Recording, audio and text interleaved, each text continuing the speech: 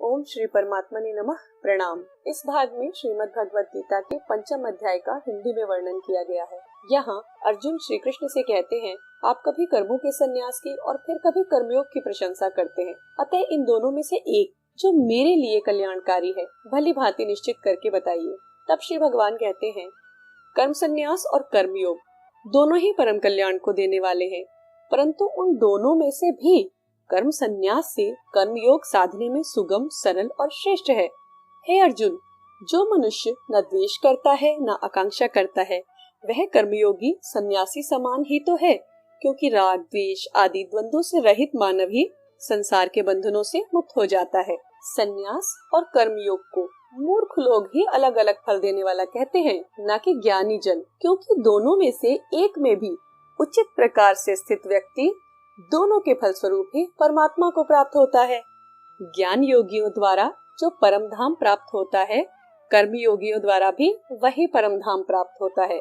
इसलिए जो व्यक्ति ज्ञान योग और कर्म योग को फल रूप में एक समान देखते हैं, वही वास्तविकता और यथार्थ देखते हैं। परंतु हे अर्जुन, कर्म योग के बिना संन्यास अर्थात कर्तापन का त्याग मिलना कठिन है, और भगवत स्वरूप को मनन करने वाला कर्मयोगी पर ब्रह्म परमात्मा को शीघ्र अतिशीघ्र प्राप्त कर लेता है। जिसका मन उसके वश में है, जिसने इंद्रियों को जीता हुआ है, जो अंतःकरण से शुद्ध है और सभी प्राणियों में परमात्मा को प्राप्त करता है, ऐसा ही कर्मयोगी कर्म करते हुए भी कर्मों में लिप्त नहीं होता। हे अर्जुन, तत्व को जानने वाला सांख्य योगी तो देखते हुए, सुनते हुए, स्पर्श करते हुए, सूंघते हुए, भोजन करते हुए, गमन करते हुए, सोते हुए, सांस लेते हुए, बोलते हुए, त्यागते हुए या फिर ग्रहण करते हुए, आंखों को खोलते हुए या बंद करते हुए, सभी प्रकार से यही सोचता है कि उसकी इंद्रियां अपने अपने कार्य कर रही हैं, और ऐसा समझकर, ऐसा मानते हुए वह यह मानता है कि मैं कुछ भी नहीं करता हूँ, मेरी इंद्रियां अपना अपना कार्य ही कर रही हैं। जो व्यक्ति अपने सब कर्मों को परमात्मा में अर्पण करके आसक्ति को त्याग कर अपने कर्म करता है, वह व्यक्ति जल से कमल के पत्ते की तरह ही पाप में लिप्त नहीं होता।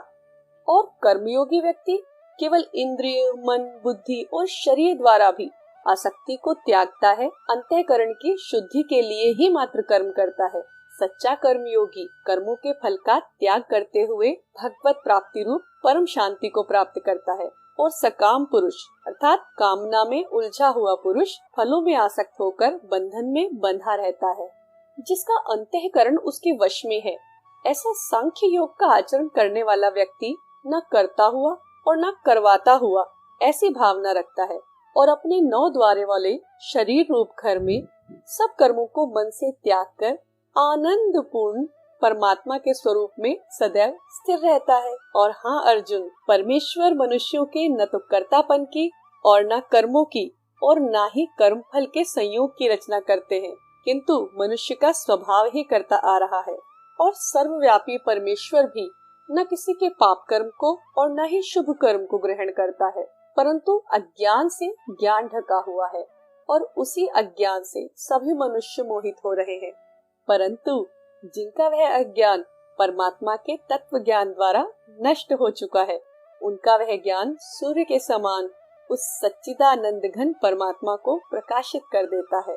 जिनके मन और बुद्धि परमात्मा में एकीकृत भाव से स्थित हैं, अर्थात एकाकार हो चुके हैं, ऐसे तत्परायण पुरुष ज्ञान के द्वारा पाप से रहित होकर परम गति को प्राप्त होते हैं। और ऐसे ही ज्ञानी जन विद्वान ब्राह्मण में या फिर गौ, हाथी या चांडाल में भी आत्मभाव अपनेपन का अनुभव करते हैं। जिनका मन संभाव में स्थित हो गया है, उन्होंने जीवित अवस्था में ही संपूर्ण संसार को जीत लिया है, इसी से वे परमात्मा में ही स्थित हैं। और जो पुरुष प्रिय को प्राप्त होकर हर्षित नहीं होता, अप्रिय प्राप्त होने पर उद्विग्न नहीं होता, वही स्थिर बुद्धि संशय रहित विद्वान परब्रह्म परमात्मा में एकाकार है, एक ही भाव से स्थित है। ऐसा साधक जो बाहर के विषयों में आसक्ति रहित है, जिसका अंतःकरण आत्मा में स्थित है, उसी को ध्यान जनित सात्विक आनंद प्राप्त होता है, और उसके बाद वह परब्रह्म परमात्मा के ध्यान रूप योग में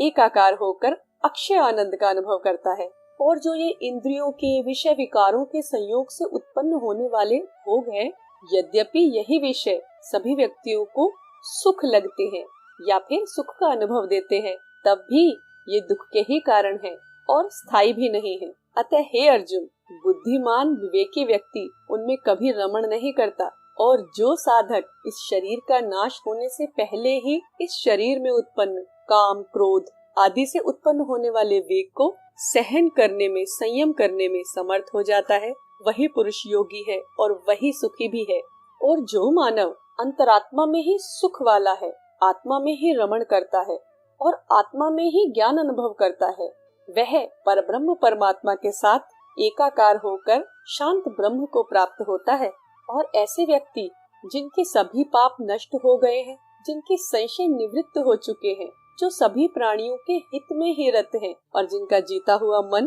परमात्मा में स्थित है, वे पुरुष शांत परब्रह्म परमात्मा को प्राप्त होते हैं। जिन्होंने अपना चित्त जीत लिया है, जो काम क्रोध से रहित हो गए हैं, वही परब्रह्म परमात्मा का साक्षात्कार किए हुए ज्ञानी पुरुषों के लिए सभी ओर से शांत परब्रह्म परमात्मा ही परिपूर्ण है। बाहर के विषय विकारों भोगों का चिंतन न करते हुए बाहर ही निकालकर और नेत्रों की दृष्टि को भ्रिकुटी के बीच में स्थित करके, अर्थात ध्यान अवस्था में आकर नासिका में विचरने वाले प्राण और अपान वायु को सम अवस्था में करके, जिसकी इंद्रियां, मन और बुद्धि जीती हुई हैं, ऐसा व्यक्ति जो मोक्ष पारायण, इच्छा, भय और क्रोध से रहित है, वह सदा मुक्त ही है। हे प्रिय अर्जुन, मेरा भक्त, मुझको सब यज्ञ और तपों का भोगने वाला, संपूर्ण लोकों के ईश्वरों का भी ईश्वर तथा संपूर्ण प्राणियों का स्वार्थ रहित दयालु और प्रेमी ऐसा जानता है और परम शांति को प्राप्त होता है।